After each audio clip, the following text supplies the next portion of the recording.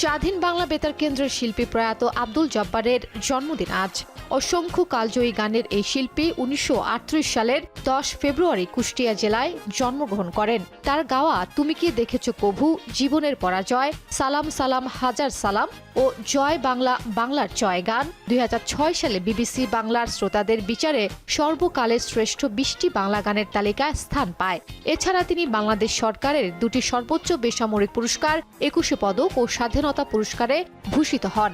১৯৭১ সালে বাংলাদেশের স্বাধীনতা যুদ্ধ শুরু হওয়ার পর আব্দুল জব্বার মুক্তিযোদ্ধাদের প্রেরণা যোগাতে স্বাধীন বাংলা বেতার কেন্দ্র থেকে অসংখ্য গানে কণ্ঠ দিয়েছেন। তৎকালীন কলকাতাতে অবস্থিত বাংলাদেশের মুক্তিযোদ্ধাদের ক্যাম্প ঘুরে গণসংগীত পরিবেশন করেছেন, যা মুক্তিযোদ্ধাদের প্রেরণা জুগিয়েছে। ২০১৭ সাল থেকে কিডনি, হার্ট, প্রোস্টেট সহ বিভিন্ন জটিলতায় আক্রান্ত ছিলেন। একই বছর ৩০ আগস্ট তিনি চিকিৎসাধীন অবস্থায় মৃত্যুবরণ করেন।